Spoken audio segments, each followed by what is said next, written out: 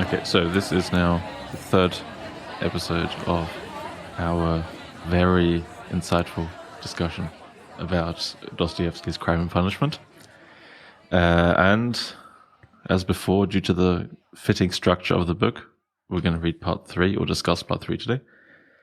So I'm going to summarize very briefly, and this time I'm actually going to try and be brief, what happened in part 3. So we left off part 2, maybe we start there. We left off part 2 where Raskolnikov and Razumikin came to Raskolnikov's place, where Raskolnikov's mother and sister awaited them. And chapter 1 starts then with them. The conversation between them starts then. I think I'm going to summarize the beginning very briefly by saying there's just a lot of talking in the first 2 chapters. You know, obviously Raskolnikov's mother and sister don't expect Raskolnikov to be in the state that he's in when they decided to visit him, so they're all very upset. And Raskolnikov, and then I can't remember exactly what I think Razumikin then says, "Well, you guys go home to like the place that they're staying in. He will call the doctor. He will get the doctor again. They'll look after Raskolnikov for the night, and the others should just relax." Then we also learned that probably the most important piece of information in the entire book, Raskolnikov's sister is very attractive, at least in the eyes of Razumikin, who immediately starts hitting on her, as you do. Although somehow I expected this to be like a major, like a plot point that continues throughout the part, but then I think he was just drunk, and then after that he feels a bit shitty about having done that, and that's the end of it pretty much. Then... yeah, I think then basically it's just the next day, right? When after Raskolnikov, he feels much better now. He seems, at least at the beginning, to be much more normal. And they all have a long discussion, but then everyone realizes very quickly that, like they say, like he seems fine, but then everyone kind of already seems suspicious of the way he's behaving because he's still being a bit weird the entire time and everything seems a bit affected. His sister then actually confronts him about the whole, or rather Raskolnikov then says, "By the way, I still don't want you to marry Lucin. It's either him or me." And his sister says, "Dude, what's your problem?" And then says, like, "I am not marrying him to save you. I'm marrying him for my own sake." I think they then pretty much leave. And then Raskolnikov and Razumikin decide to visit Razumikin's, I believe, cousin or something, the police inspector in charge of the murder investigation. What's his name now? I hate Russian novels. Why are there so many names? Porfiry Petrovich. I've never heard the name Porfiry. Anyway, Porfiry Petrovich, they go and visit him because Raskolnikov says, actually, you know, I was a pawnee at the lady who got murdered, and she steals my watch and my ring, or whatever it was. So they basically he wants to make a statement that he wants to collect those things. And then we have what I first thought was going to be the most interesting part of part 3, namely them talking to Porfiry Petrovich. And then, of course, you have the question there, is he going to find out that Raskolnikov murdered the lady?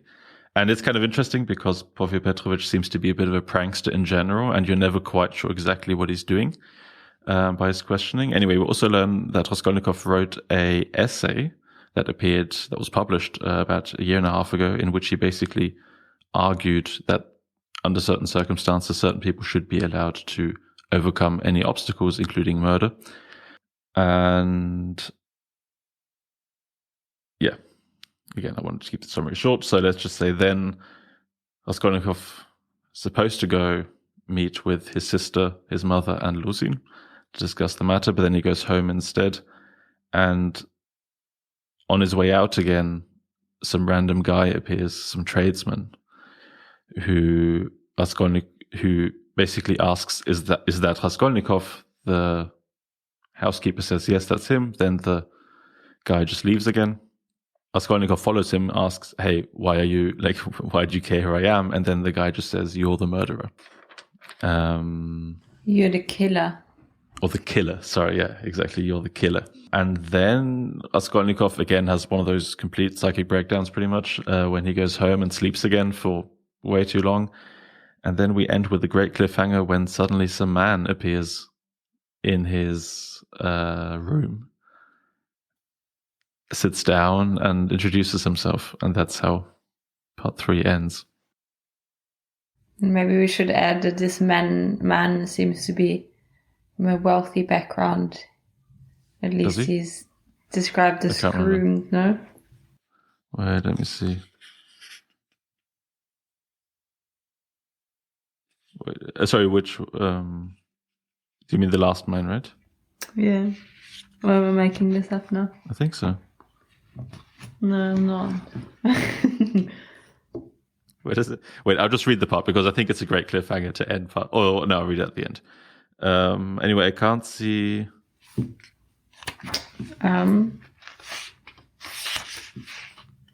He was no longer young, solidly built, with a thick, light beard that was all but white. That's Arkady Ivanovich Svidrigailov. Anyway, maybe he was groomed. I just don't think it's mentioned. Why do I think that he's wealthy? Maybe because he's solidly built. Cut this part out. It obviously meant it. No, I'm going to loop this 10 times. Yeah. Anyway, this was just supposed to be a brief summary to roughly remind everyone what's going on. Also, I had the thing when I keep forgetting like how much is mentioned in each part. I always like when I often read like 2 chapters at a time or something, and then it always seems like it's so long ago, but then you realize, no, this is all still in part 3. Like I'd forgotten that the whole meeting with his mum and his sister, that they hadn't actually met until part 3. Kind of forgotten that, just how much happens in each part. Anyway. So I think this was the most interesting part so far. Really? Yeah. I found the beginning a bit boring. Like there was a lot of talking in like the first 50 pages or something. Yeah, maybe that's true. But the whole conversation of between Razumikin's relative, who's the superintendent or whatever, Porphyry, or whatever his name is. Yeah, the main detective or police officer, whatever you want to call him, who is responsible for solving the murder case. Because this is basically is the theme of the book. It brings us back to the question we had at the very beginning. Is it justified to commit a crime for some other greater good? And Raskolnikov basically divides people. His main argument is that in certain circumstances, so-called extraordinary people who have some idea or some vision or want to achieve something which is for the greater good, they are permitted to achieve that good, to commit a crime, including murder. And basically, for them, for such people, it's not the law which is the principle of everything in which they just blindly follow, but it's their own conscience or their own moral, ethical understanding which they have to abide by. And if it is to achieve something greater, then they can also commit a murder. Which is the main argument. And I think we talked about this when we discussed the first part, when we talked about the conversation that Raskolnikov had overheard in the bar about whether it would be justified to kill the woman in order to relieve people from their death. Yeah, so I found this conversation very interesting, and obviously the policeman and detective, I don't know what his title is, he kind of like misunderstands Raskolnikov, or at least what he's written in the article, because he thinks, or I don't know whether he generally thinks it or whether he consciously or like whether he wants to misunderstand him, but basically he... Oh, sorry, just completely interrupt you here. You said earlier that the guy was wealthy, right? I wanted to see. I wanted to look up what the job title is. It's chief investigator of Porfiry Petrovich, chief investigator. Yeah. Anyway, allow me to introduce myself. Arkady Ivanovich Svidrigailov is the guy who's sitting in the chair, and that's a nobleman, a country gentleman with a disputable past. So that's actually, he is the nobleman who they talk about earlier Yeah, sorry, you're actually correct on that. Yeah, and I think I also accidentally realized that, yeah, for some reason I needed, maybe because of, I don't know, I needed to use a nobleman, and also I think one hint is when when it says he placed his hat on its side on the floor and leaned with both hands on his cane. A man with a hat and a cane is usually somebody who's not completely poor. It's usually more So where does it say that? Page 334, 333. Okay. At the very bottom. Yeah, I mean, you have to be pretty dandy to have a cane. Yeah, but no, I think if I remember correctly, then that is the guy. Isn't that the guy who beat his wife and then she had a stroke afterwards? Isn't that the same guy? I think so. Yeah. Anyway, sorry. I just when I wanted to look up that the guy, Petrovich, whatever his first name is, chief investigator is his title. Yeah. Yeah. So just to summarize what I've said, I think this is for me at least, one of the most interesting parts when they argue about whether one would ever be permitted to commit a crime and under what circumstances, and who. Also, one thing they say is that obviously the person itself might think they are permitted to commit a crime for some greater idea, but they might not actually be. So, and I think this is like a difficult question because there are some scenarios in which it seems very obvious that it would be justified to commit a crime, such as maybe killing a dictator to serve to. Are you trying to kill baby Hitler again? I think it's just like a black and white example, but if you had the opportunity to save millions of people's lives by killing a dictator, maybe that would be, obviously we can argue about this, but maybe that's a case in which most people would say that's a justified action. It would be a justified killing. However, in other circumstances, it's a bit more shady. And, like, for example, in the case of the trolley dilemma, if the person is innocent, you're killing, is it justified to kill one innocent person to save 5 people's lives? This is where it gets a bit more complicated. So they talk about how the person who wants to commit a crime can know that they are actually justified to do it. And I found this conversation quite interesting, and also it seems to me that it's very clear that the chief investigator knows, or at least he has some very strong suspicion that Raskolnikov is the murderer. Yeah, I mean, I agree. Just when I said earlier that I found part 3 the least interesting, I actually think like the last 2 chapters are really picks up again. I think it's just like the first half that I found a bit boring. Yeah, so I agree that that discussion is interesting, although I don't really find it interesting for the arguments they make, but I find it interesting for the stuff that goes around it. So for me, the main question, was always like, how much does Porfiry Petrovich know? Why exactly? Like he expected Raskolnikov to come just because he was the last pawner who hadn't turned up yet, to mention the thing. But what I find interesting is that this I call him chief investigator now because I hate saying his name. It's just a weird name. So the chief investigator is introduced, I think, by Razumikin also as being a bit of a prankster, where once he had this expensive suit and then pretended to be married or to get married. So all his friends were like setting up all this stuff and arranging stuff. And then it's like, by the way, I'm just making fun of all you. It's just a prank. So he's introduced that way. And then, so from that on, I immediately think like, okay, so what exactly is he trying to do when he, for example, when he does any interaction with Raskolnikov? And so for example, I think you said earlier that he misunderstands the point that Raskolnikov was trying to make. I would argue that that's almost irrelevant. I think it's just not true. Or I think the main point is, and this is so. One thing that I found interesting is that this chapter is the first time that we actually hear Raskolnikov talk coherently in the entire book.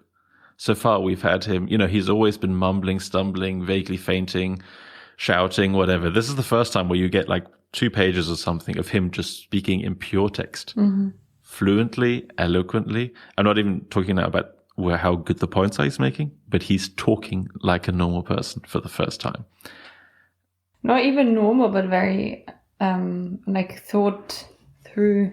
Yeah, exactly. I mean, he's, in a way, he's summarizing something he seems to have thought about quite a bit in the past. And so what I found interesting then, I was wondering just maybe either the chief investigator misunderstood the point, or he intentionally kind of slightly misunderstood something or pretended to get Raskolnikov to speak. Because, everyone keeps saying that, Raskolnikov's so ill, he's not in the best of states or something. But suddenly, as soon as you get him talking about something he likes, he seems to be completely normal. It's just every time. Yeah, although interestingly, this is the first time when the murder of the lady is discussed and he doesn't freak out immediately. But I'm not sure whether Petrovich even cares about any points that Raskolnikov's making.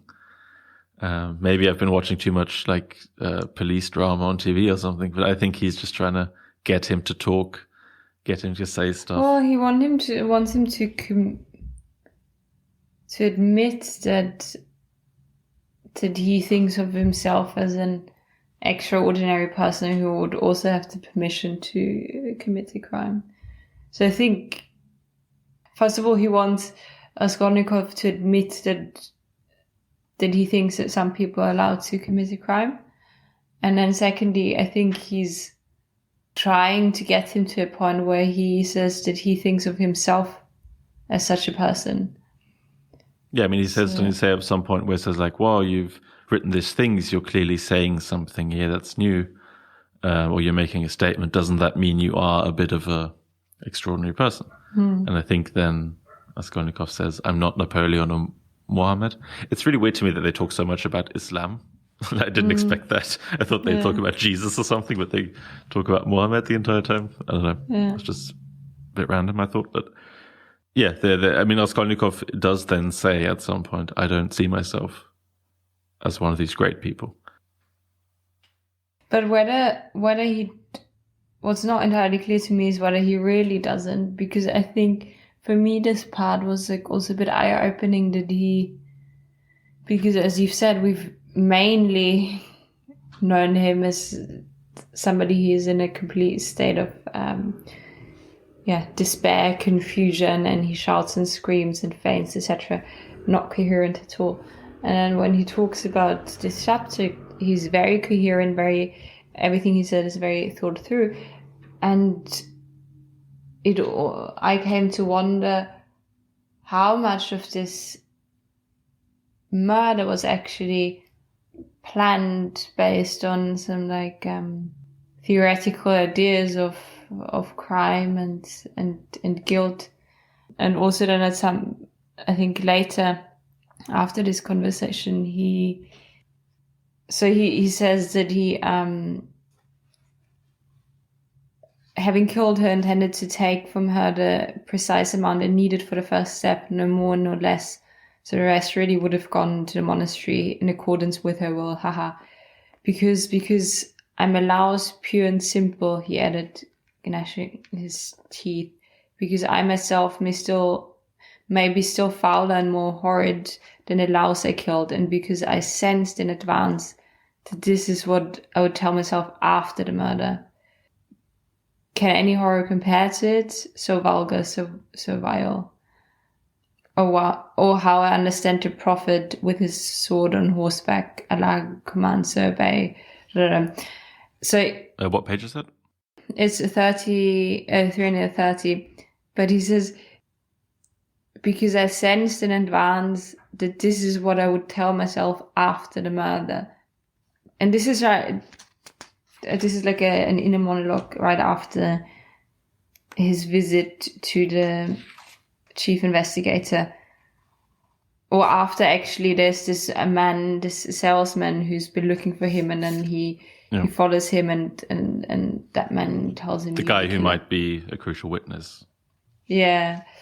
So, considering everything he's just said about crime and guilt and responsibility and etc., it seems to me like he must have thought about this. Like there seems to be some sort of link between his action and his understanding his understanding of what is justified. And I don't think we know exactly, but it's almost like this part of him, although we know that he started studying law, but this part of him up until the moment where they talk about the article that had been published, we don't really know about his like this intellectual side of it. Like, I don't know whether you call it intellectual, but the side in him that thinks about these things on such a level. Yeah, I mean, I said last time that this book can't be a book about morality almost, because Raskolnikov is not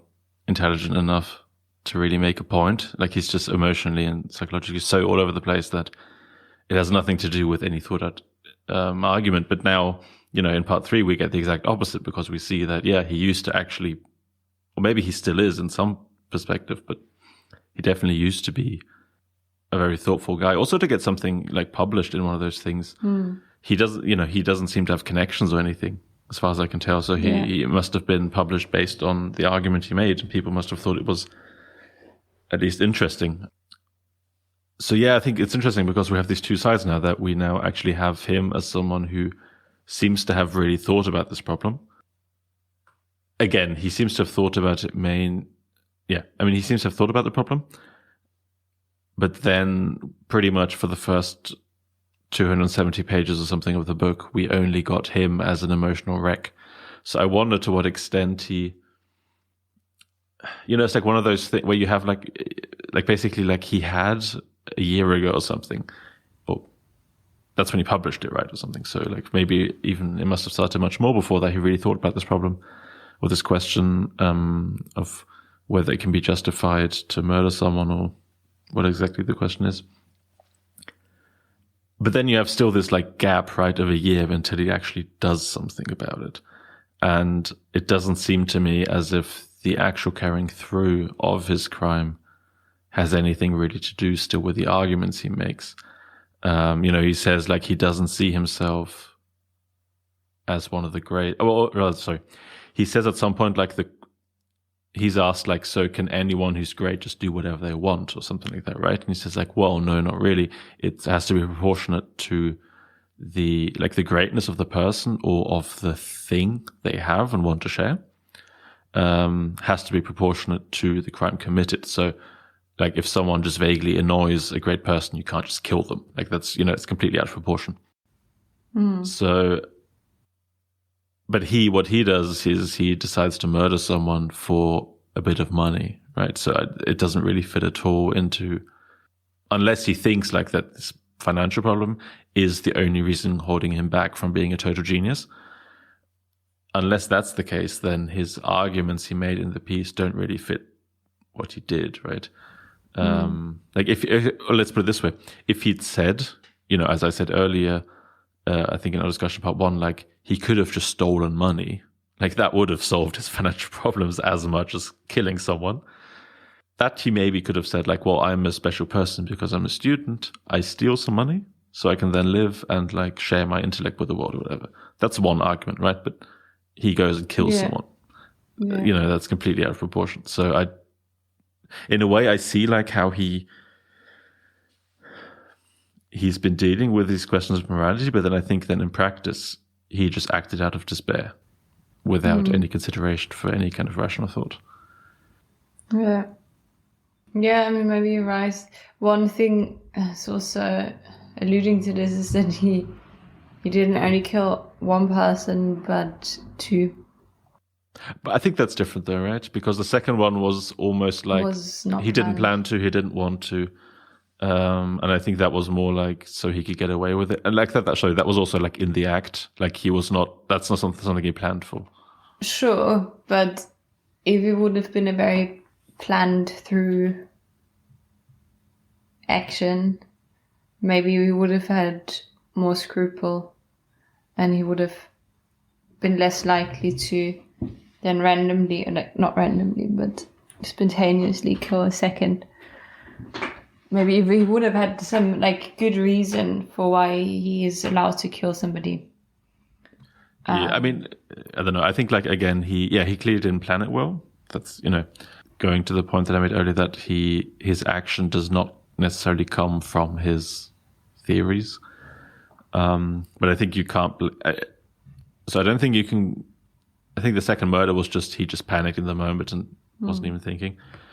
But there is one interesting thing here that I wrote down, which is, let me see where it is. Poor Lizaveta, again on page 330. Poor Lizaveta, why did she have to turn up? Strange though. Why do I almost never think of her as if I'd never murdered her? And that's really telling to me, because that's when I realized he hasn't had a single thought of remorse, at least not consciously, about the entire action, right? I mean, one question I wrote down, which is almost a rhetorical question now, is his entire emotional turmoil, is that because he has a conscience and he's feel like he did something wrong, or he regrets hurting people, whatever, or is he just afraid of getting caught? And when I read that sentence, I thought yeah, he's just afraid of getting caught. He has no sense of feeling guilty for having killed anyone, because this is pretty much the first, we've spent now almost 200 pages after the murder, and this is the first time he even thinks about the second person he killed, right? Yeah. Yeah, no, that's true. And whenever he thinks about the other woman, it's he's also he sometimes admits that his action was vile and bad, but he doesn't really say it is bad because these are people that should have lived. And I don't know, because he mentions a couple of times. He doesn't mention Lizaveta and doesn't feel sorry for her, but he still acknowledges sometimes that it was a bad action. Yeah, but it doesn't really seem to care that much, though, right? You think if he really, we have his internal dialogue, his internal monologue throughout the book, right? And if he really cared, he would have had more obvious thoughts along the lines of, oh no, she didn't deserve it, whatever, right? I think I don't think he really cares too much about it. Don't know.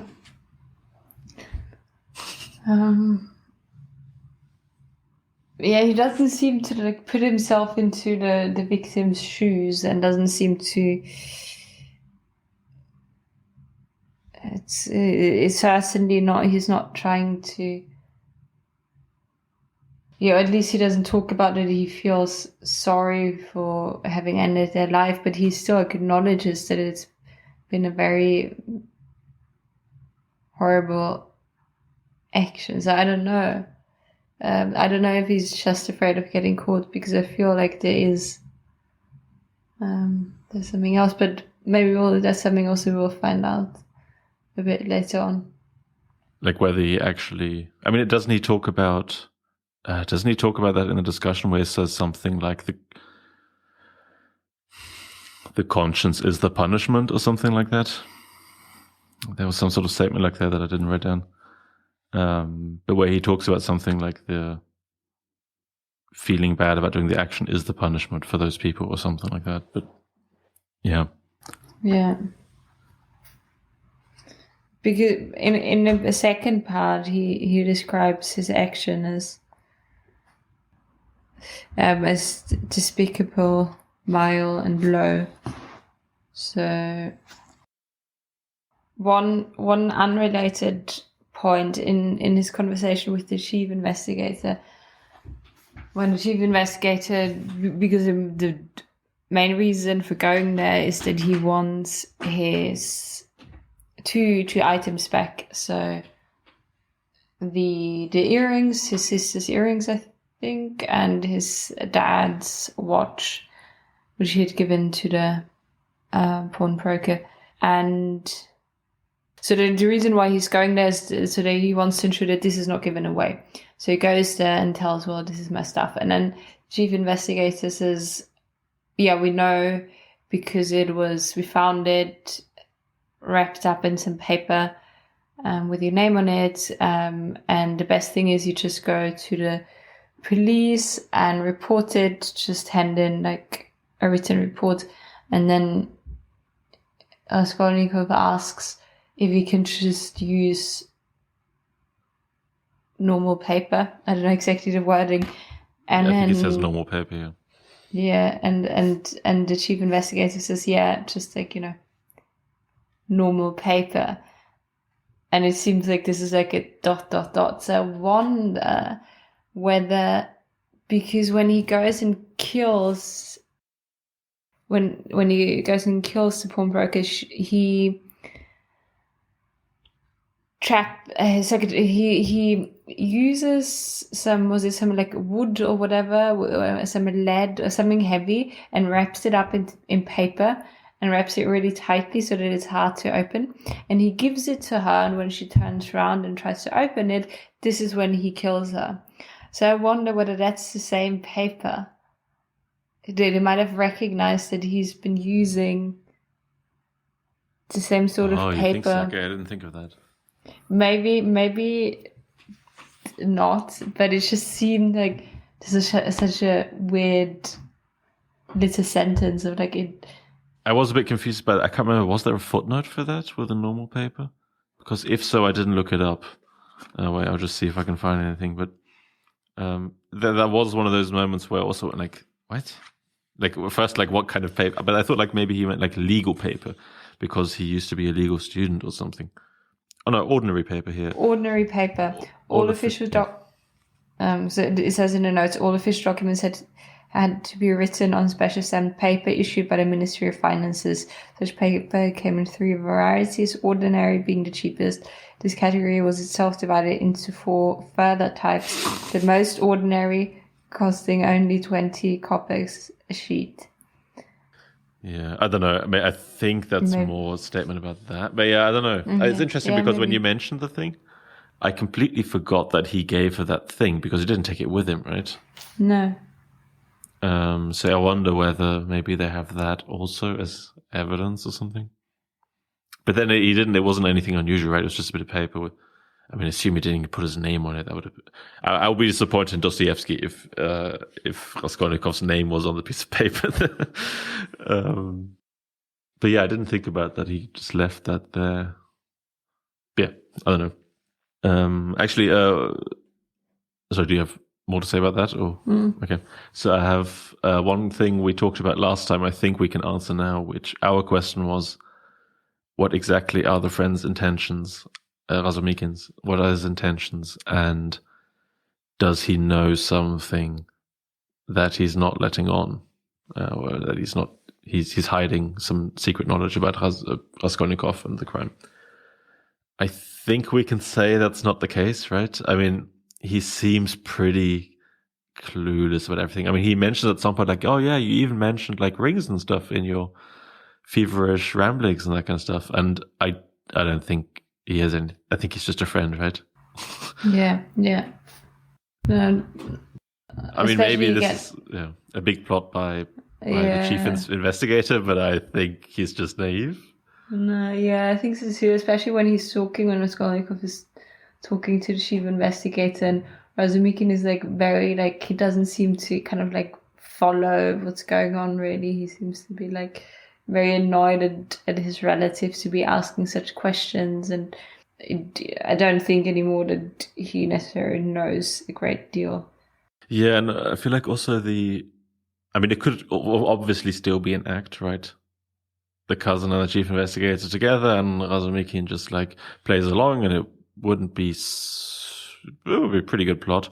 But I don't know. I feel like also just the moment when Razumikin was drunk and met Raskolnikov's sister, and then hit on her, and then felt bad about it later on. I don't know. It seemed like a guy who was just trying to be nice. So, Yeah. And then, but was a bit dumb sometimes. So I don't think. Yeah, I still don't entirely understand why he's so committed to this friendship, or why. Yeah. I mean, now it makes sense because he fancies the sister. But before that, why has he gone through all of that? Like, he could have just been like... He hadn't seen the sister before or anything, right? So it's not like... And I think also, like, I mean, sure, maybe he fancies his sister, but he also, I think... I don't know whether this was after or before he saw her, but doesn't he also, like, defend Lucien to Raskolnikov and says, like, no, what's wrong with him? Like, he seems like a decent guy. So, yeah, I don't know. Yeah, I think we...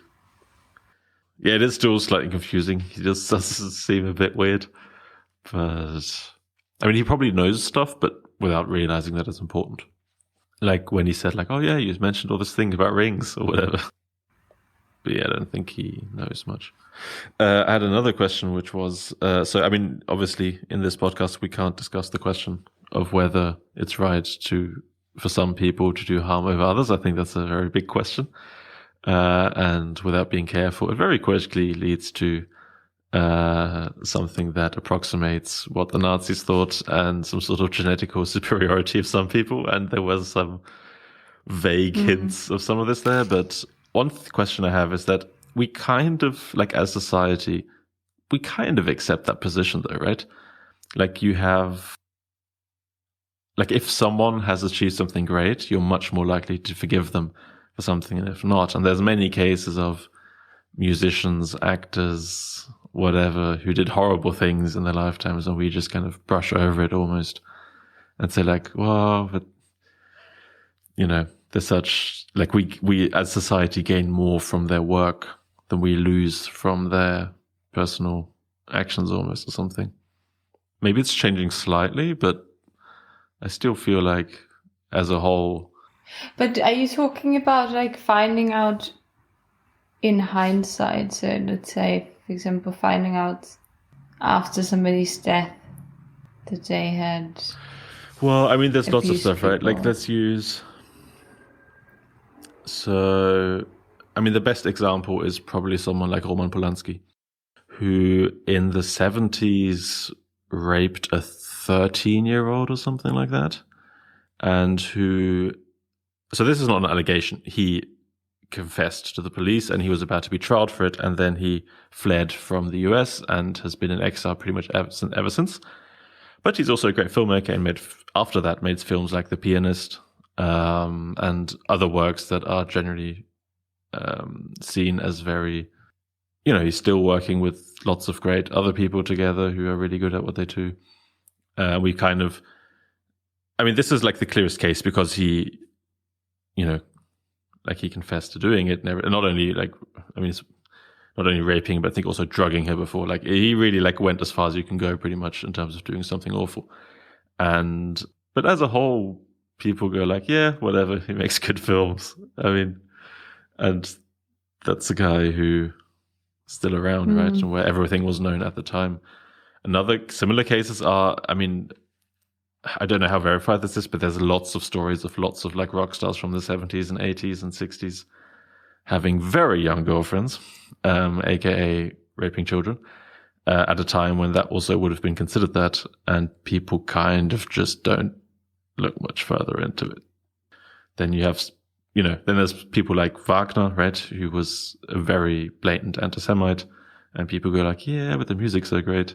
But see what you're saying, but isn't the argument Raskolnikov is making that he talks about an illegal action or a crime that serves a purpose, in a sense that, for example... Oh, you mean to achieve the greatness almost? Or yeah, at least this is what I understood. And it's different to being a great... I see. artist and raping children, which is obviously horrible, but it seems to me different because it's almost as an outsider, and I think this is a bit of what we're doing with like Polanski and other people. We kind of like separate the two. I see. Yeah, that's a good point. So like basically, if if the rape had been part of getting the art out there or something like Yeah, that, then it would have been that's more what he means, right? Rather yeah, than just if that would have, yeah. Okay, yeah. So this is like, right. So in the same, like Raskolnikov murdering the person is for him to get out of financial debt. He's not just randomly murdering people. Yeah. Okay. You're right. yeah. Yeah. And I think this changes the situation. Yeah. It's very useful. Every time I think I have a good point, you correct me on. Not necessarily correct you, but this is the good thing about talking about it, because you. Yeah. No, that was very useful. It's just different views. No, but you're right. Like I missed that point. That the point that Raskolnikov makes is not that great people should be allowed to do horrible things. The great point, his point, is that doing something terrible should not necessarily be in the way of something great coming out of it. And I think there are like lots of historical examples. Like if you think of like pretty much any revolutionary, Yeah. I don't know, like look through history, Nelson Mandela or like whoever, that you usually like find a chapter or two where things didn't, like where there is some like damage on the side, right? And that might be lives destroyed or people killed or being lied at or something being stolen, but which was part of the revolution. Yeah, I mean, that's every war is though, right? Like you kill people, so to get rid of the ideology behind it, right? Yeah, I think like with there are a lot of examples where most people would agree with the other that was just necessary or that needed to be done. Although the act itself, out of context, nobody would agree with, and that might be like killing somebody.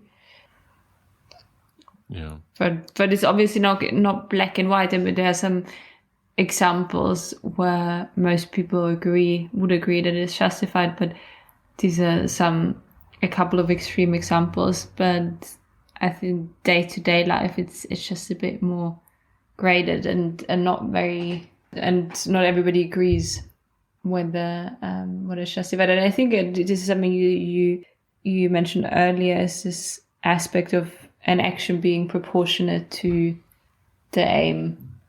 And certainly killing somebody just to, I don't know, for like a smaller aim wouldn't really be justified, but killing somebody to save several people's lives, maybe in some instances. Yeah, I find it would be kind of cool if Dostoevsky had also published Raskolnikov's essay. I would be interested to read the entire thing. Because I do wonder exactly like what his point is. Like, for example, like in the abstract, it sounds maybe kind of sensible. But then like, okay, so let's say you have Newton, right? Whose theory was the predominant one for like 300 years, right? Until Einstein. And but like what exactly would be the opposite? Like murder someone who prohibits him from printing it? Like what exactly, like I'm slightly struggling to think of what exactly his example really is. Like, I mean, like with revolutionaries, okay, one thing, but like, for example, his example of Newton or Kepler seems slightly weird to me. Yeah, and I don't know. But do you think, so this is a question I mentioned briefly earlier, but didn't really properly ask.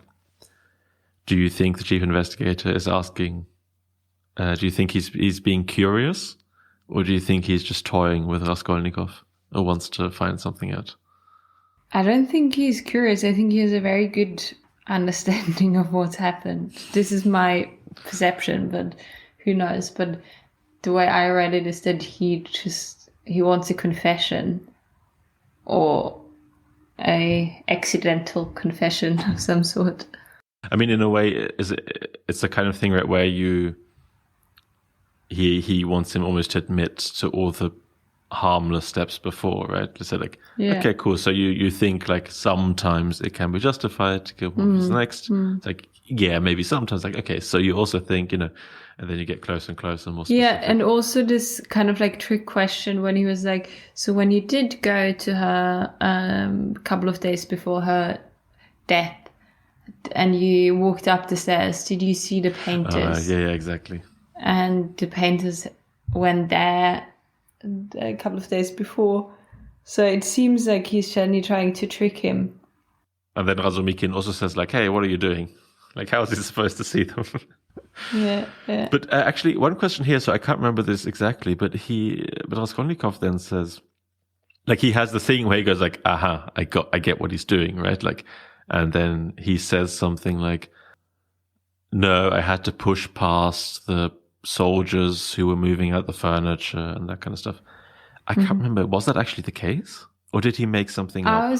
I was wondering as well. I don't know. It seems vaguely correct, but it also seemed a bit much. It seemed like more than I could remember.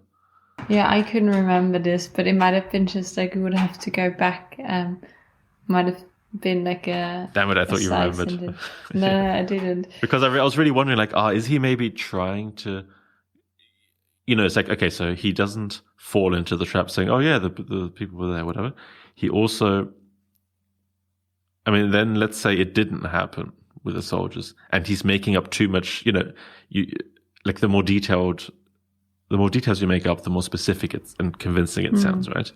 If he said like, "Oh yeah, I went up the stairs," then it's like, okay, that doesn't really sound. But if you go like, "Oh yeah, I went up the stairs and whatever, the sun came in through that window," then it suddenly seems much more plausible that that's actually what happened. And then I was wondering whether he was trying to do that and made up too much detail. That wasn't actually true, and that they might actually get him afterwards and say like, by the way, those soldiers weren't there or something like that. But I can't remember whether the soldiers were there or not. Yeah, but how this can't really be. Well, maybe they knew like the time when he was there, right? So the lady had appointments and that kind of stuff. So maybe through other stuff they could reconstruct like when Raskolnikov, or he even said like when he was there, right? Roughly the time, I think. So maybe they were like something like, oh no, there were soldiers moving in, but that was like in the morning or something. Like you're talking shit. The whole thing we're going like, okay, you lied there, so what else are you lying about? And then getting him that way. Yeah. But yeah, I don't know. We'll see. So what are they going to discuss in the next part? Was this your question, or did you have another one? First I wanted Kai, it's going there. So the first question, another question I had was, who's what was the tale? Who's the guy who says you're the killer? So I'm actually not sure whether this person exists or whether it was his own. Oh really? Okay. Like I don't know. It seemed like some a hallucination and. But I don't know. It probably is a true person. But my first thought was like, is this just like an hallucination? Yeah, I mean, I didn't think about that.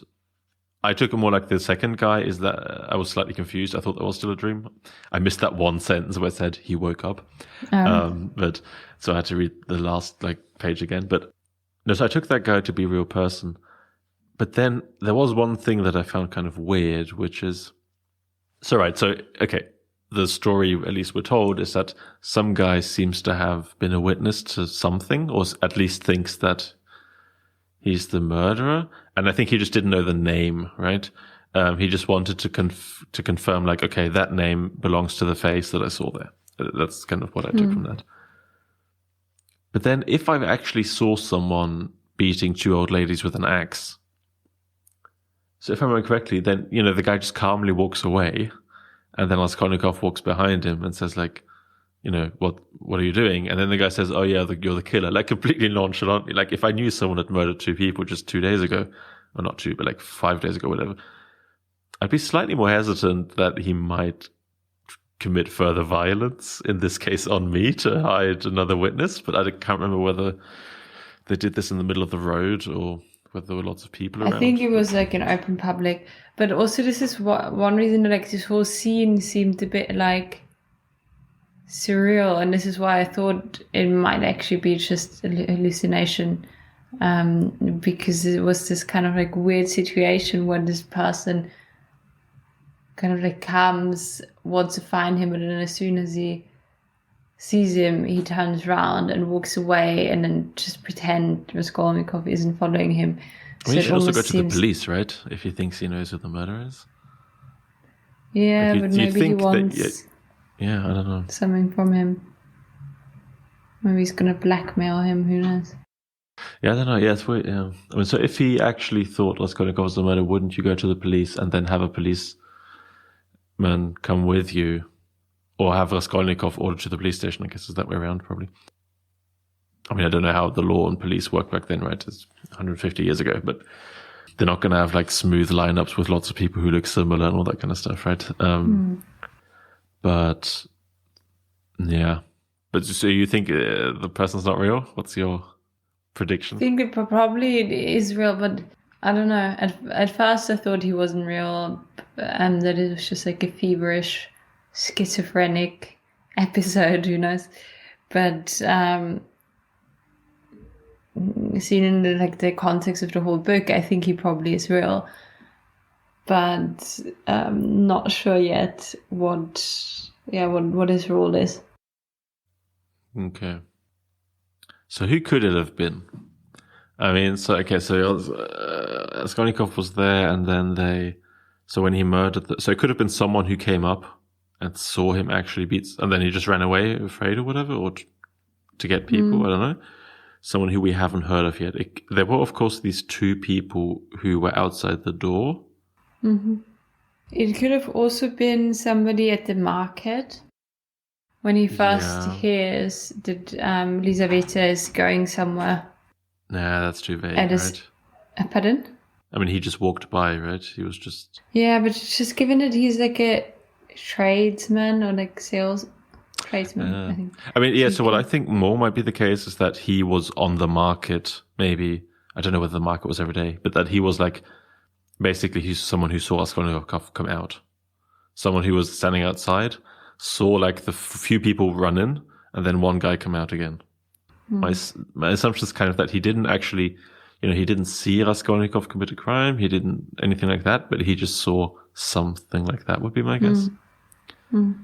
Yeah. Anyway. Okay. So I think I can make one prediction that's fairly safe and that I already made last time, which is that Zonya or Zoneshka is going to make more of an appearance. She already did in this chapter when she invited... Oh, yeah, I forgot to say that Raskolnikov's going to go to a funeral.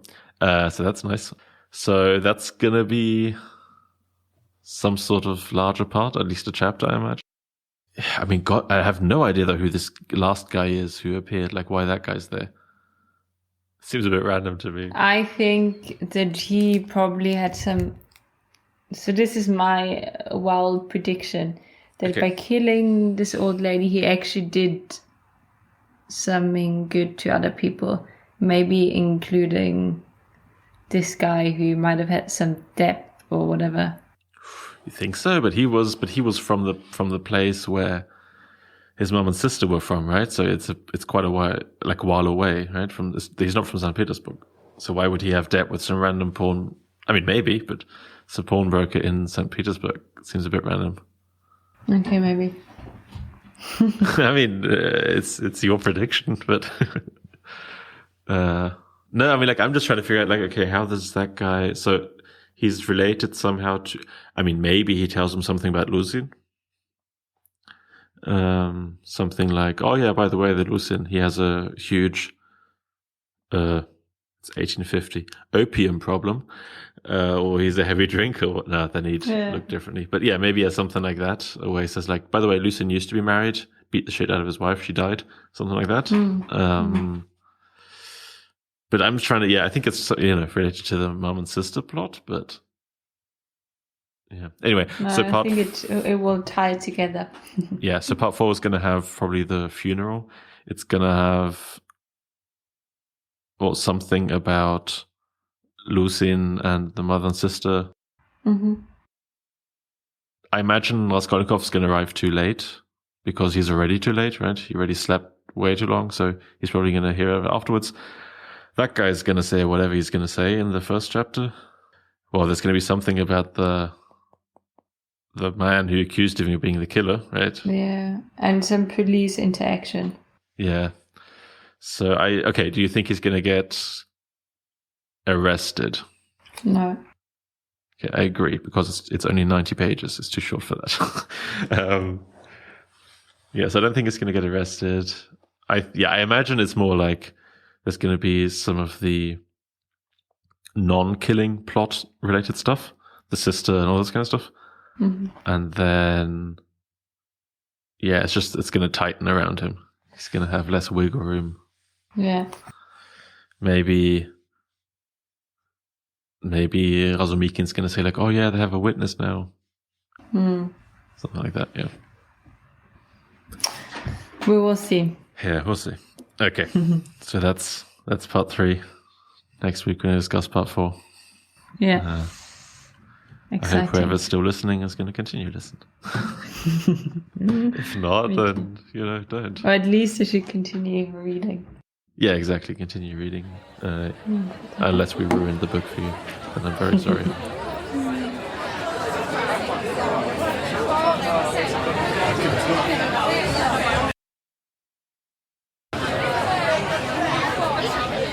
I feel like I don't need to introduce what we're doing again. If people are starting at part 4, then they clearly don't care about structure. And if they've already listened to part 1, 2, and 3, then they don't need a reminder. So, shall we summarize again what we're doing? So, this time I actually wrote it down a bit to be a bit more organized. Here's a summary of part 4 in one sentence per chapter. Chapter 1, I hate that guy's name because I don't know how to say it, Svidrigailov. Svidrigailov offers Raskolnikov's sister 10,000 rubles to not marry Lucien. Okay, it's kind of 2 sentences. I used a semicolon here, but it's basically 2 sentences. Raskolnikov's sister will inherit 3,000 rubles from Marfa Petrovna for whatever reason. Chapter 2, there's a big row between Lucien and the Raskolnikovs. He's basically kicked out, and the engagement to Raskolnikov's sister seems blown off. In chapter 3, obviously Razumikin is very excited. He was obviously there the entire time. He's very excited about Raskolnikov's sister not getting married to Lucien. So he does what you always do, which means he proposes that they start a publishing company. And it's not explicit, but it seems like Razumikin at the end might realize that Raskolnikov might be the killer. But again, no hard evidence or anything here. It's just they basically stare longingly into each other's eyes for a minute. Chapter 4, Raskolnikov visits Sonia, is a total dick to her, tells her he wants to be with her, and says he knows who the killer of Lizaveta is. And we realize that Lizaveta is a friend of Sonia. Or was, I guess. Chapter 5, Raskolnikov visits... I didn't write that. I always write PP because I can't remember to spell his name out. But Porfiry Petrovich. Raskolnikov visits Porfiry Petrovich and in the police office, and basically... Again, Petrovich is aloof the entire time, and Raskolnikov accuses him of suspecting Raskolnikov of being the killer, and he almost confesses to being the killer, but doesn't. Then in chapter 6, we get another big plot twist toward the end. Mikolai confesses to being the killer of the 2 women. Then Raskolnikov goes home, has a kind of hallucination or something like that, and realizes that the tradesman who accused Raskolnikov of being the killer was actually present when Raskolnikov visited the murder scene a day after the murder, and that there's probably no actual evidence against Raskolnikov. That was a good, concise summary, right? It was a very good summary. I wonder I think this tradesman is interesting because in the part before, so part 3, I definitely felt like he would have been in a hallucination, but now it felt like maybe less so, although at some point Raskolnikov even himself says that he might have fantasized. Yeah, the whole question of what's real, what's a dream, came back quite a bit. There was in almost every chapter there was a discussion of ghosts. Yeah. But it seemed to me that in this case... Oh, sorry, I forgot to mention one important thing that I didn't write down, which is when Raskolnikov visits Sonia, is a total dick to her, etc. and says that, he knows who the killer is, that Svidrigailov, for some reason, was in a room next door that no one knows exists and was listening the entire time. Yeah. So that's a crucial piece of information. Yeah. I think. I don't know. I think this part was quite interesting. It was different to the one before. Had a lot of, there was quite a lot going on plot-wise. So I think there was like a couple of twists and things that happened, and a lot of people also, and so it was plot heavy in a sense. However, there was less. I think the part before was very much about like the ethical considerations of whether it's ever okay to commit a crime, etc. Blah blah blah.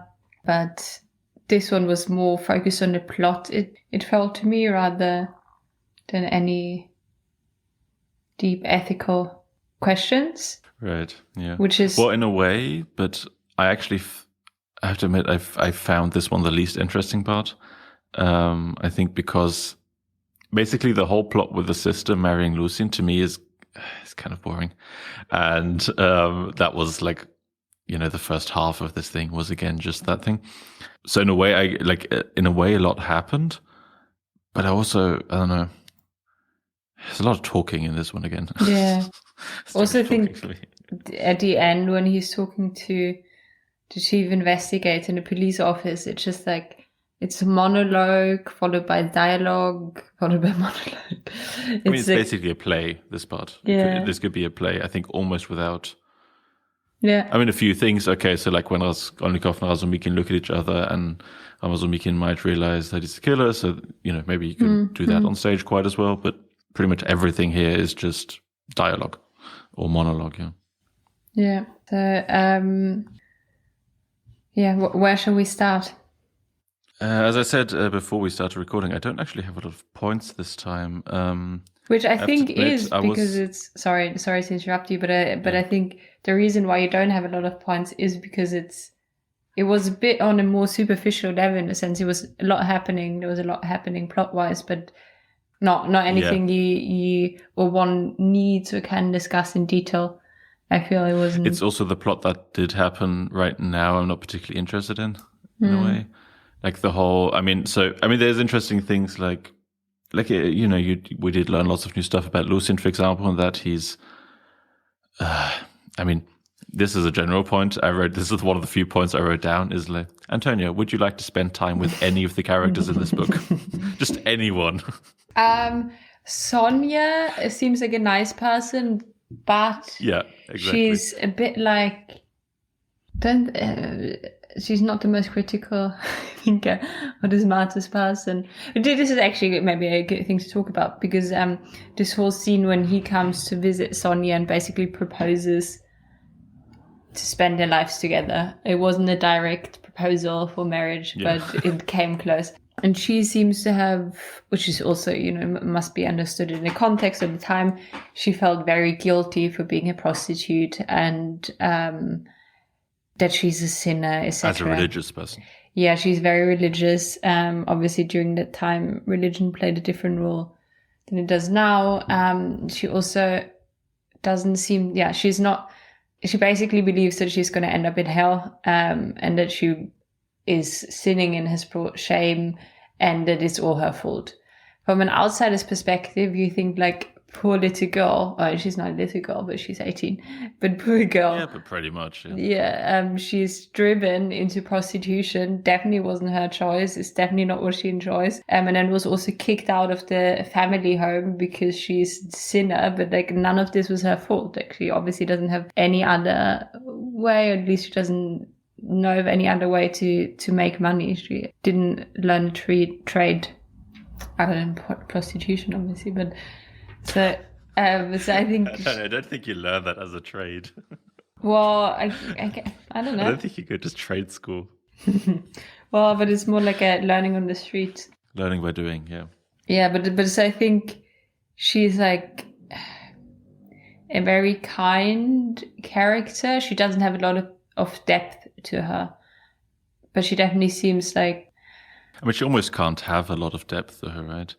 And Yeah. she's so desperate, just trying to. I mean, she's trying Sure. to.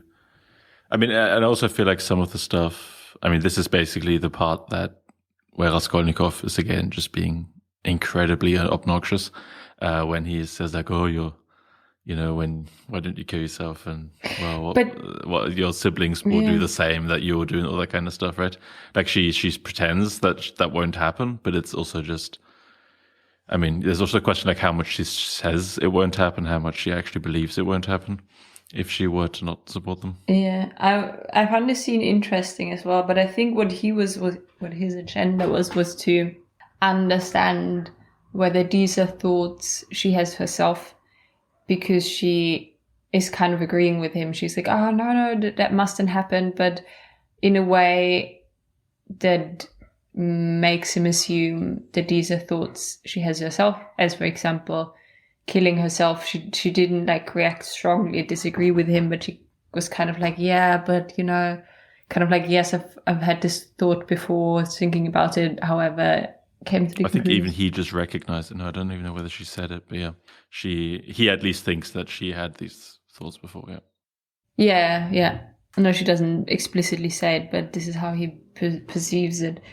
So yes, it is obnoxious, but it's a very interesting strategy to figure out whether somebody has had certain thoughts. I don't know what I would practically. I wouldn't. Why is that such an important thing to know? I don't think he even wanted to find out, either, right? No, I think he did. He was just harassing her the entire time. No, I really understood this differently. I think that he's fallen in love with her and he wants to rescue her. Yeah, but why do you... I mean, maybe he was nervous about the whole proposing in a really weird way. But I can't remember exactly the details now anymore. But like, there are a lot of uncomfortable truths in her life. And you don't need to highlight each and one of them in front of her and make her feel bad about every one of them. Yeah, and I really, and obviously I completely agree, and I don't think that this was a great way to go about it. However, I still believe that his intention was different, and I think that his intention was not to make her feel bad about herself, but to, first of all, as he said, find out what she was thinking. And then also, I think at some point, I was waiting for this, that he would tell her, well, I know these are your thoughts, but they're bullshit. I'm waiting for, I think this is not the end of it. Something is going to come. Well, he kind of already did that, right? He did tell her that. Yeah, but then... For example, when he said, like, well, your sister's going to end up the same way you will. And she's like, no, it won't. It's like, yeah, it will. She will, sorry. Yeah, but I don't know. I think with Raskolnikov, you never quite know what he's thinking, and he doesn't either. True. So that whole scene for me was just a bit... I think I was slightly annoyed when I read that scene because it just seemed a bit arbitrary. Also, the Svidrigailov listening to the whole thing, I just thought that was very poorly done, just in writing terms. Just like, oh yeah, there's this room that no one knows about, and he's listening the entire time. I don't know. It seemed a bit random. Also, like the whole... okay, so maybe he wants... I mean... Sure. Maybe he wants to find out what she's thinking, this kind of stuff. But he's also, then the whole thing, like, oh yeah, I'll tell you who killed Lizaveta and that kind of stuff. Like, what? I just don't understand any of what he's trying to do. It just seems... I think, so the way I read this is that if he really wants to spend his life with her or marry her or whatever, it appeared to me maybe that he would want to be honest and be clear, like kind of like start a relationship in somewhat kind of like blank slate. Let's start this relationship on a good part. I killed your friend. No, but I think that maybe that was the intention, because he seems to be somewhat honest to her, so he doesn't... So I guess also one thing I just overlooked is that he didn't know that that Sonia and Lizaveta knew each other. He didn't know that was only revealed in the chapter. So I guess maybe that was something he didn't plan on doing. That's fair enough. Yeah. But then after he's left, she's completely confused and doesn't understand why he knows who had killed Elisaveta. And then I was like, oh, isn't that the point where a normal person would be a bit suspicious?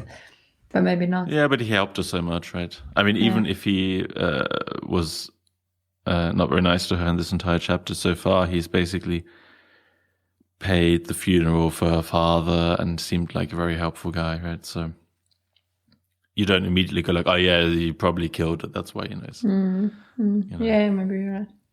What is still a mystery is what the person whose name is so difficult to pronounce, Svidrigailov. What he wants, what his agenda Just an is. S. S, yeah. I always write these people down just by their first letter, which is annoying about Razumikin and Raskolnikov. So I call Razumikin Raz with a Z. But yeah, it's too many too long names. Yeah. So what does he want? Because so there is obviously his wife died and there are some rumors. Sorry, do you remember that plot line? Because the whole thing about that and his wife and all that stuff, I think that's in the letter Raskolnikov's mum writes in the beginning. I think that's where it's mentioned. But I basically I didn't even try to remember most of that because it didn't seem that interesting to me. So I don't really know. I don't remember exactly what's going on in that plot line. Like, also, how does Raskolnikov's sister relate to them? Did she? And so I remember the letter that this person kept reading to the entire village. I just don't remember the. No, so I think that she was a maid in their household. And then Svidrigailov, I think he hit on her basically and proposed to have some like indecent relationship. And then she refused, but it was in a bit of a difficult situation because she obviously rejected him. But then his wife found out, and at the beginning the wife thought that something had happened or that actually the sister has hit on him or initiated it, I think.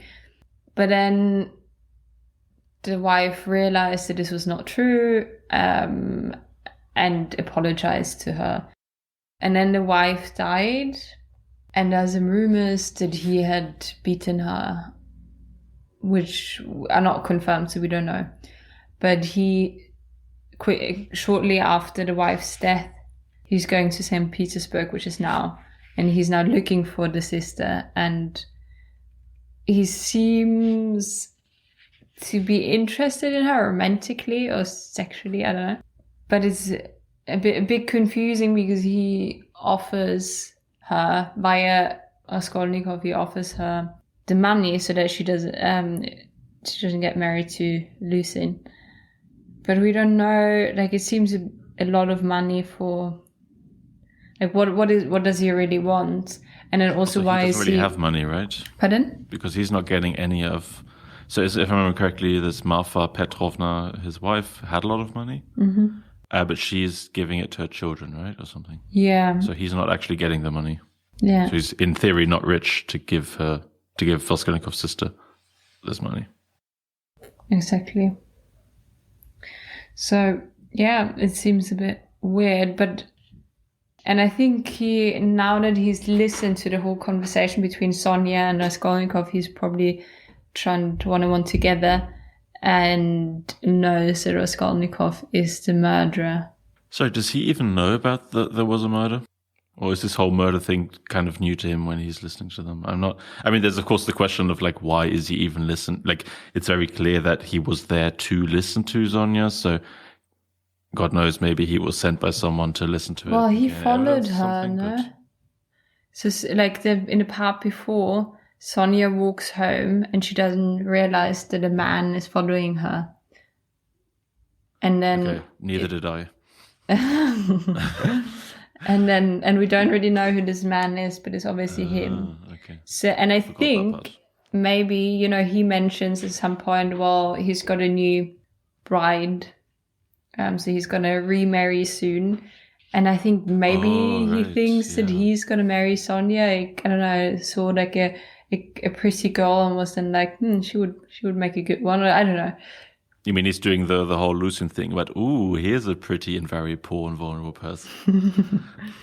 Yeah. Yeah. I don't know. Who knows? Like, it's just my assumption, but it's definitely not the whole story because he has some interest in Raskolnikov's sister. But does he have a sister? I don't know. It seems like I mean, he explicitly said like, right, like I have no interest in her.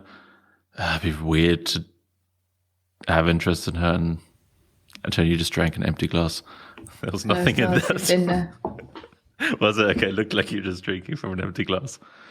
Sorry, I forgot what I was saying. You think that he doesn't have any interest in the sister? Yeah. Oh, yeah. So yeah, I mean, sure, maybe he's lying or whatever, but it would be a bit random to just appear, say, "Hey, I'll give him money to not marry that guy. I'm not interested in her," and then he somehow is interested in her. I think he might just have something against Lucien rather than anything else. I don't know. Yeah. But yeah, I don't know. He's the character I probably understand the least.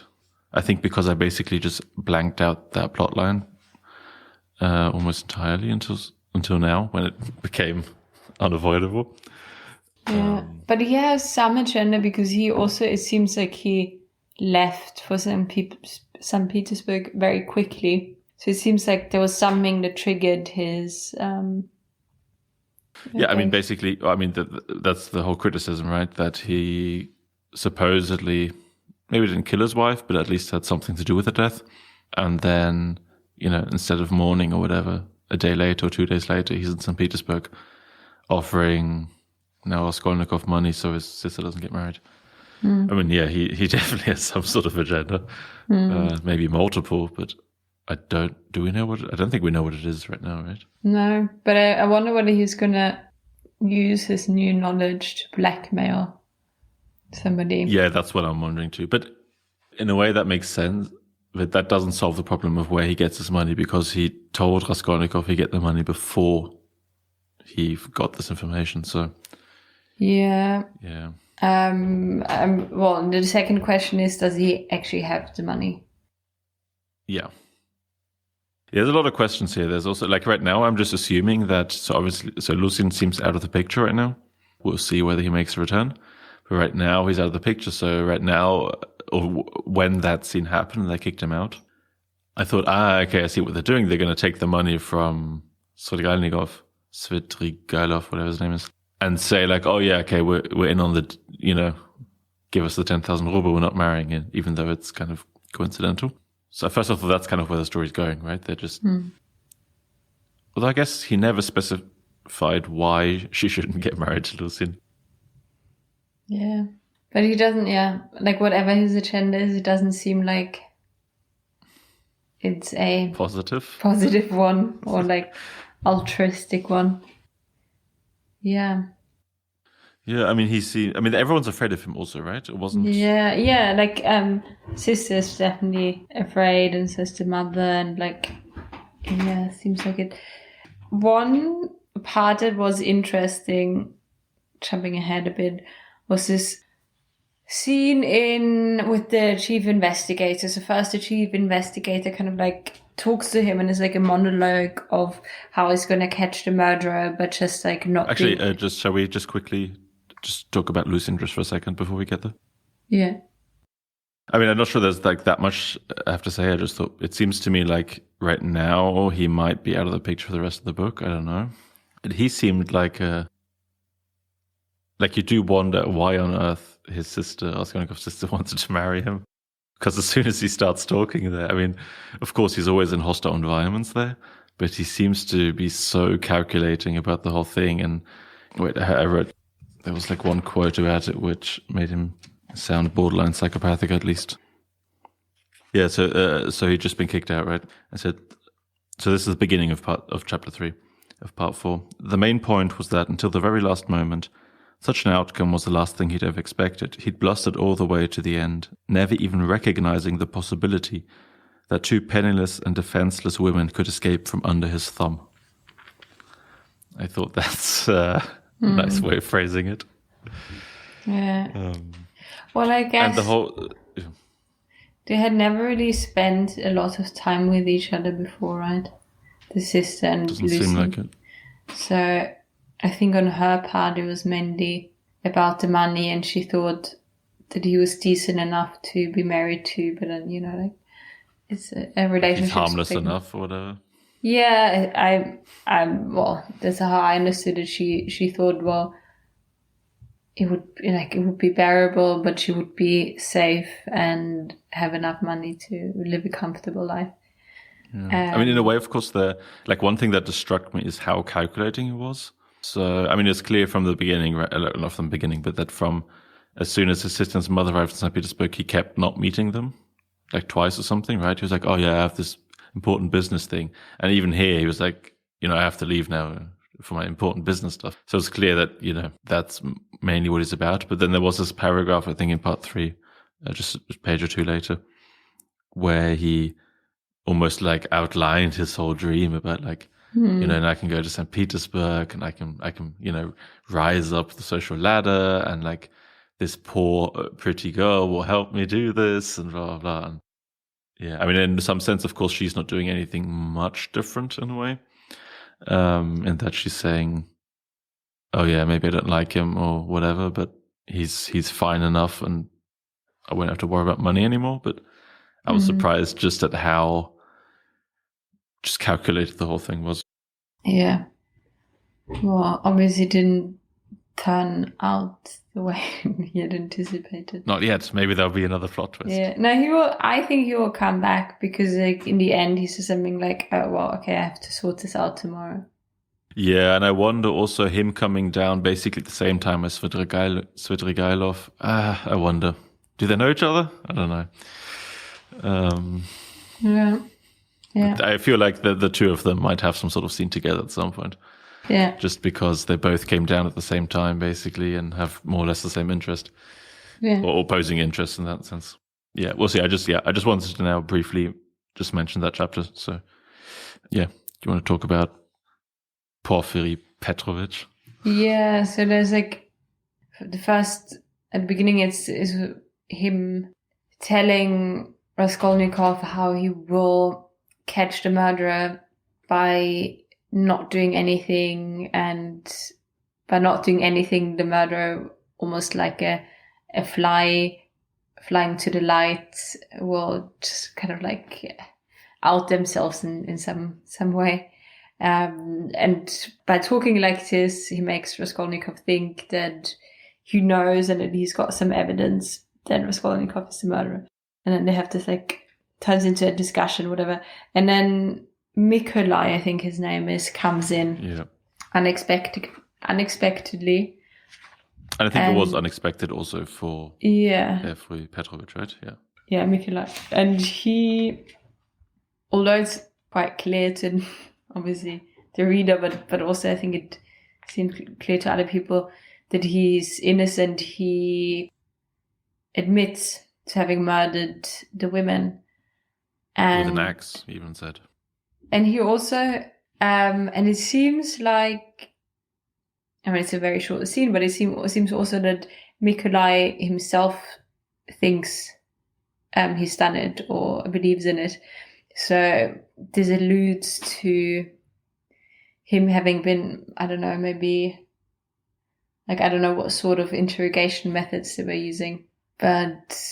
Yeah, that's what I think Raskolnikov thinks, right? That they basically just... Or I think he even says that to Porfiry Petrovich, like, oh, you just put him under so much pressure. Yeah. So, but I think this is interesting in a sense that there's now somebody admitting to the murder which Raskolnikov has committed. And I wonder, we don't really know what he thinks, but I think this might still be a very important scene where he sees in front of his eyes an innocent man admitting to something that he's done himself, and probably he will have to face the consequences for Raskolnikov's action, unless something changes. But if that's kind of the status quo, Mikolai will probably be executed, or I don't know. And I wonder how this changes the feeling of guilt, responsibility, etc. So how this will affect Raskolnikov's next actions. Yeah, in a way, this was almost the scene I've been waiting for since the murder happened, because I felt like part of the punishment is going to be seeing someone else, at the very least, accused or have a reputation ruined, or maybe even tried and found guilty, whatever, for the crime. I've basically been waiting for this to happen. Oh, really? So Raskolnikov has to see like someone else take his own, the consequences of his own actions. Yeah. And I think actually that's, I mean, this is definitely going to be a part, I think, because of one small detail in what Mikolai said, because I've already forgotten again who Mikolai was. Was he one of the two people who went up? Did the painter? He was the painter. Like they were refurbishing. Oh, he was one of the painters. Okay. Yeah. But the crucial detail here is that he said, and I think this is going to be why this is going to be a major part in the next, or until the end, because Mikolai said, I did on my own, this, whatever his friend was or the other guy had nothing to do with it. This part of like him actively shielding another person from this. Yeah. And I wonder whether Raskolnikov's going to look at that and go like, oh man, look, he's trying to like protect almost his friend or something from the consequences of this, whereas I'm here just letting this happen to someone who's completely innocent. Yeah. So I think this is basically what part 5 is going to be, would be my guess. Yeah, possible. But I find it interesting that, I mean, here's a before I forget this very important question. Do you think maybe Mikolai did commit the murder and Raskolnikov was hallucinating the entire time because he's clearly off his mind for the entire book? Do you think maybe Raskolnikov didn't actually commit the murder? It's an interesting question. Almost like split personality. Not even split. He just like completely lost his mind. Or just like a complete like he heard about this thing and then just made up all this stuff around it, because like his, as I said in the beginning, his escape was kind of miraculous. It was complete dumb luck that he managed to get away with it. Yeah. Whereas Mikolai getting away with it would be a lot less miraculous. That would make a lot more sense. I still don't think so. It would be an interesting book to write. No, but I don't think so. What is more, I think, and we touched upon this a bit earlier, was this tradesman. I don't know, like, is he real? Is he not real? It was quite interesting, this last scene of him entering the flat and also being a bit But that weird. Was clearly hallucination, right? Because it said like he appeared out of the ground. Something like that was the statement. I don't know. Like, I found it weird. Yeah. So the way I interpreted it, so at first I thought like, okay, this is just a really weird scene. But then I thought like, okay, what Dostoevsky is basically trying to do is Raskolnikov. So he just, wait, let me see. I mean, I can't remember all the details, but he just talked to Pavel Petrovich about all of this stuff, right?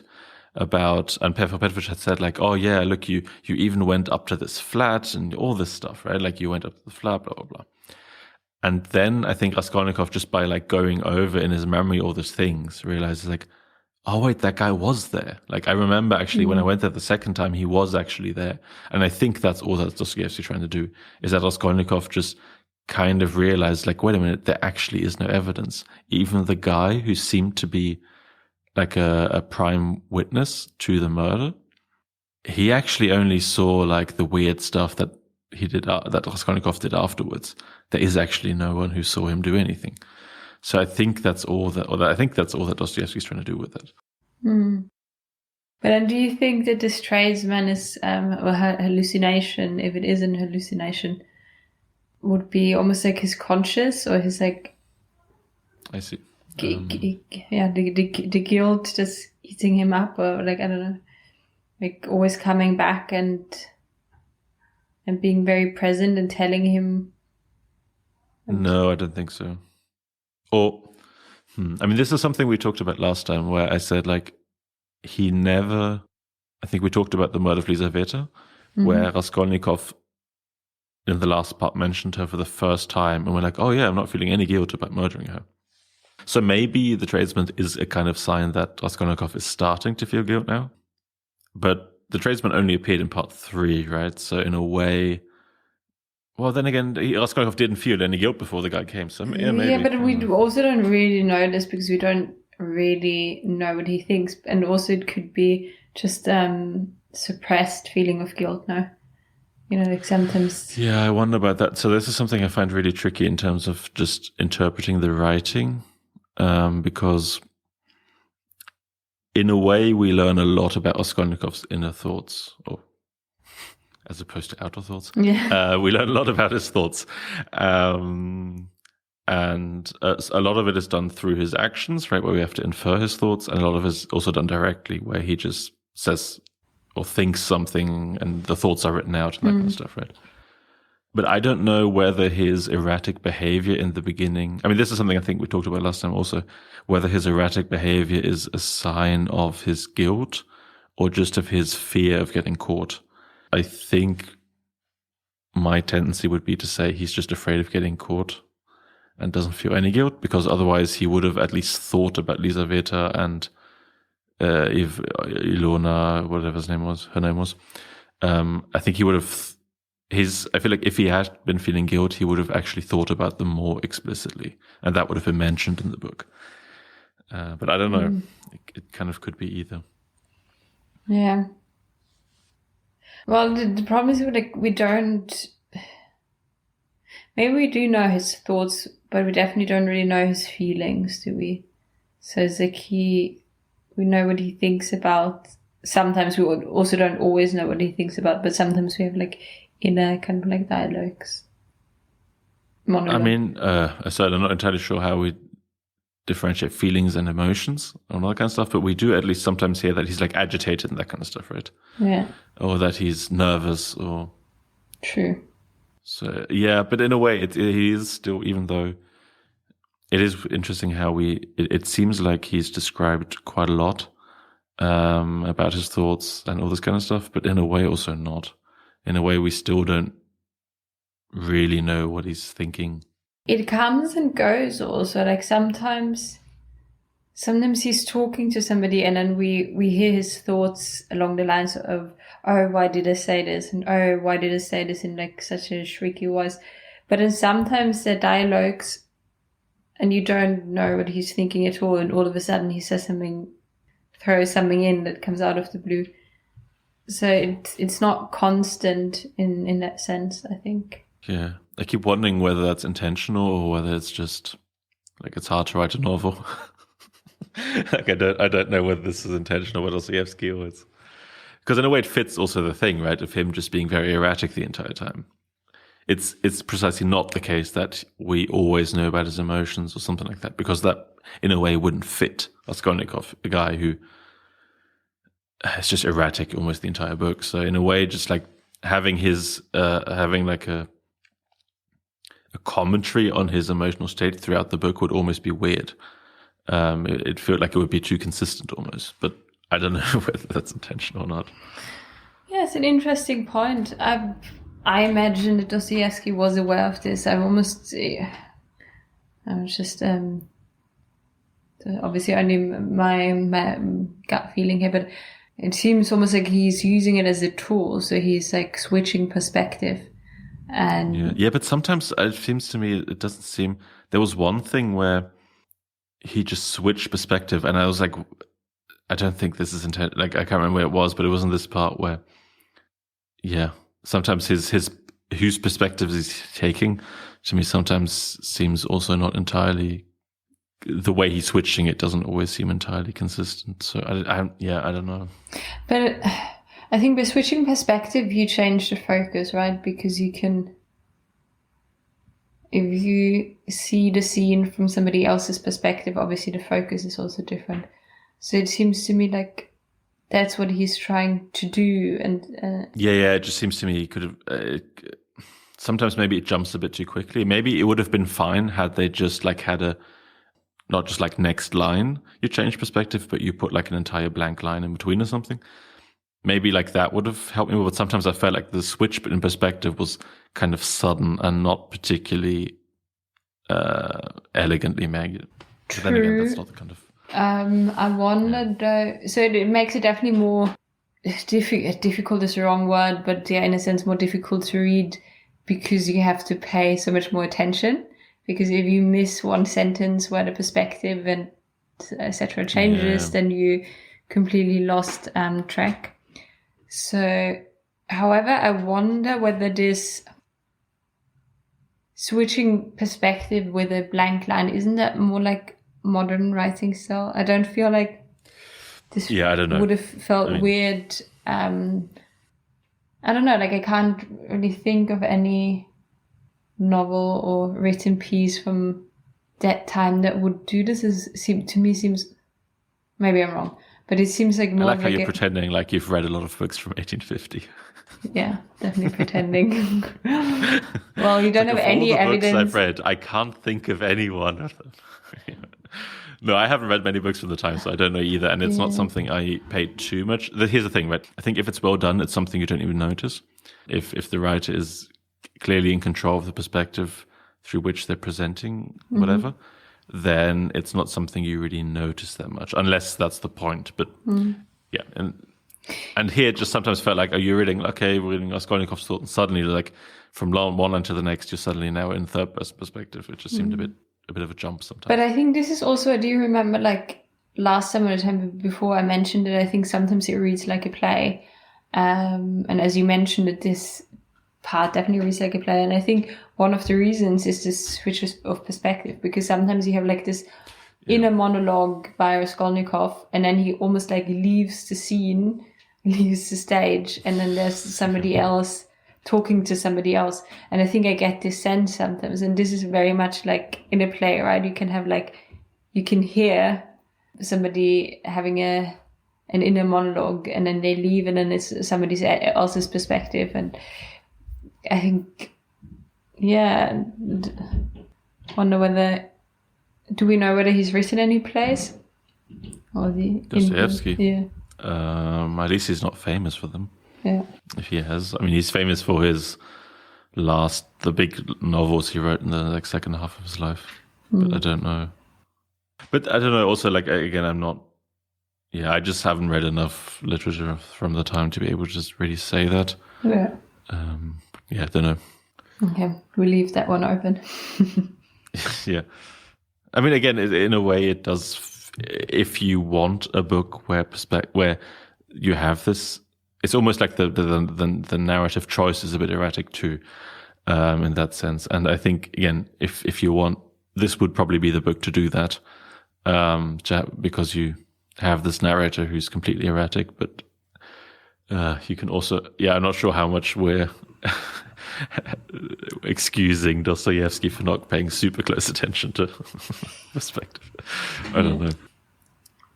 I mean, also, this was, when he wrote this, like, he couldn't just like change it in Word quickly, right? You have to like type up the entire thing again. He just was like, whatever, it will do. It's like, it's all typed out now. Fine. Let's just keep it. Yeah, no, the editing was definitely something different back then, I imagine. They didn't even have typewriters. There you go, right? So, yeah. Well, I don't know. When was the typewriter invented? Okay, I'm going to do some investigative journalism right now and put typewriter into Google and see when it was invented, because this is precisely the kind of quality that this podcast offers. The first commercial typewriters were introduced in 1874, so that's 20 years after this novel. There you go. So he was writing this by hand. Probably. Explains everything. Yeah. I mean, you're not going to write an entire part again just because the perspective is slightly off. Anyway, do we have anything more to say about the actual novel rather than whatever it is we've been doing for the last 5 minutes? Maybe I'll ask then something. I already asked this kind of last time, but now we have a second scene with Petrovich. So now, do you think, it's the same question I asked last time, do you think he's toying with Raskolnikov, or do you think he's maybe just very aloof? So my sense was for sure that he knew what had happened, but then but he has some agenda for why he wants to let Raskolnikov, remain free. And I mean, I wonder, like, at some point whether maybe the thing he was saying was just 100% true, because he did say these things like, no, we're just gonna, like he was, telling Raskolnikov, no, we're gonna let the murder run around free, almost like what's like an oracle when they say something and it's definitely going to come true. Almost like, no, we're going to let the murder come true, knowing that it's probably Raskolnikov. We're going to let him go free, and then he's going to reveal himself because he can't stand it or something like that. I wonder whether he's almost telling like, yeah, you're going to give in. Like, I've got you. I think this is how I read it. But what then seems to be very interesting is when Mikolai comes in and admits to having murdered the women, the chief investigator knows that this is not true. Like, he even says so. He says something like, oh, these are not your words. Like, he mumbles something along the lines of... Did he actually? So I can't remember. So I remember... Wait, let me check this, because I remember Raskolnikov thinking that later on, but I didn't remember him actually saying that. Yeah, but then he says, oh, you can look... Wait, let's just check this. I mean... Yeah, so he says on page 425, so you noticed me telling Mikolai just now that those weren't his own words? Wait, so where does it say? Where on the page 425. Yeah, I'm on the page, but where? In the first third. He. So you noticed me telling Mikolai just now that those weren't his own words. How could I not? He. You're a wit, sir. You really are. Nothing escapes your notice. Such a playful man, sir, and such a gift for winkling out comedy. Fucking Fyodor Petrovich. I think he might actually asked earlier whether there's one person I'd like to spend time with, or you would like to spend time with. I think if this might just be a big act of it, and he might actually be a lot of fun, and he's just doing his job basically and winding Raskolnikov up the entire time. Well, I think he knows that Mikolai isn't the murderer. But I mean, it seems very unlikely. I'm just reading this again now, and it's just this. So Mikolai's now, I'm the killer, Mikolai repeated after the briefest of pauses. How? You? How? Who have you killed? Porfiry Petrovich seemed quite lost. Again, Mikolai paused briefly. Alyona Ivanovich and her sister Lizaveta Ivanovna. I killed them. Wait, I just called it Alyona Ivanovich. That makes no sense. With an axe. I was like a blackout. Yeah, and anyway, it seems like Porfiry Petrovich is really surprised by the whole thing. He's like, wait, you're not the killer. Why are you saying all this stuff? Yeah. Yes, I think he knows, and I think he has assumptions that Raskolnikov is the killer.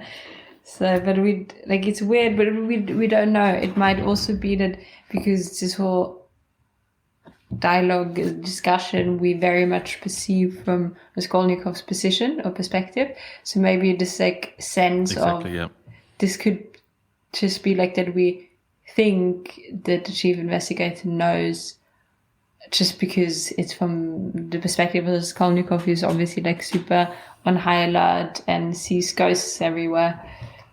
That's actually one thing I was thinking about when I was reading that, was the whole thing about how your basically predictive coding is what I was thinking about. How your knowledge or your belief about something changes the way you perceive it.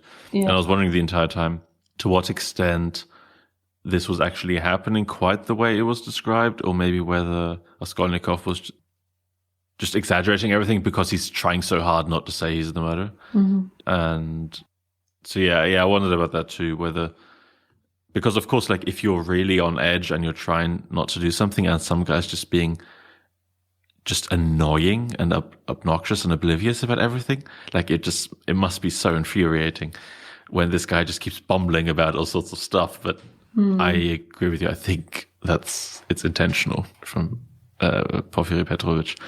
I think he's just trying to wind Raskolnikov up so much. Yeah. Until he just gives in. Yeah. Well, we'll see in the next part.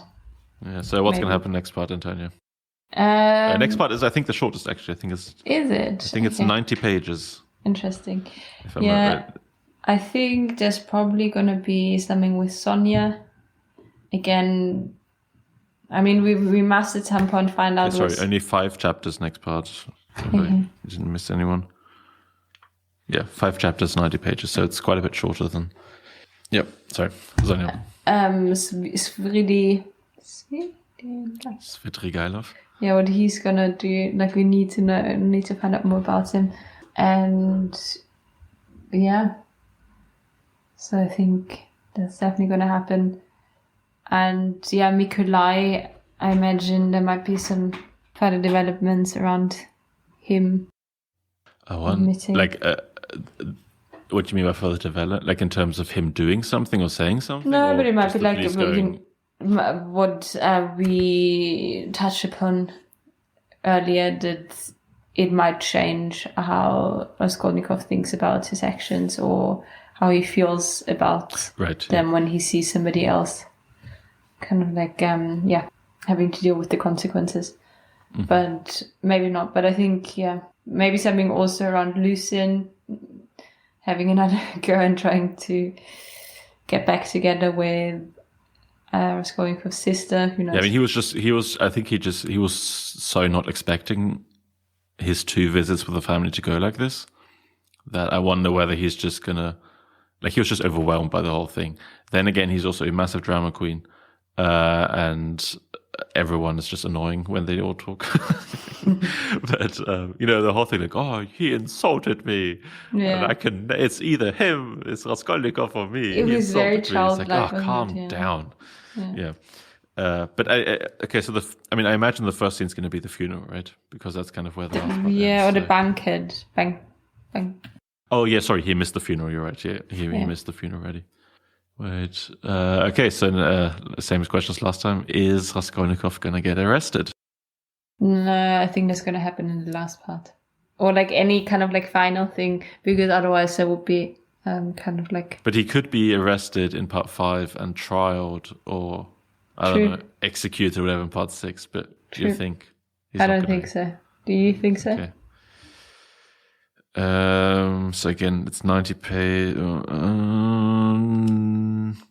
No, I think it's going to end again with a kind of, this time, some final thing that he's going to get caught. I think it's going to end in maybe some actual evidence, or Raskolnikov's just going to lose his mind and say that he did it, but I don't think they're actually going to arrest him. Yeah.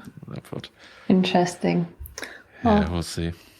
I just hope there's not too much of family drama. It's kind of annoying.